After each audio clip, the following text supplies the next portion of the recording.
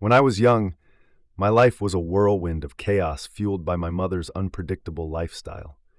She was a single mom, sometimes surrounded by a string of boyfriends, and at times enmeshed in the throes of addiction, a drug addict and alcoholic. It was a cocktail mix of excitement and uncertainty.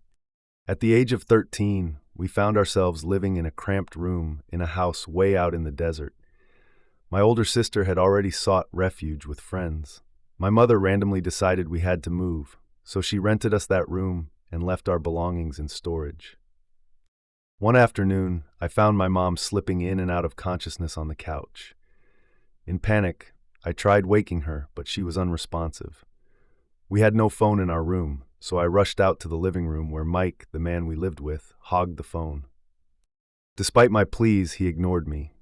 Desperate, I ran to a nearby grocery store to find a payphone.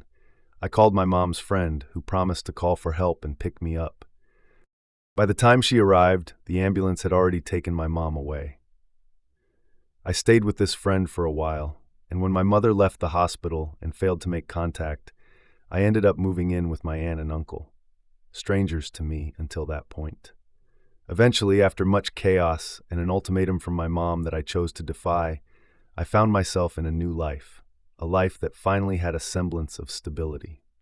My mother's last attempt at reconciliation came at 15, with a letter of dubious forgiveness that I chose to discard, much like the tumultuous past I left behind.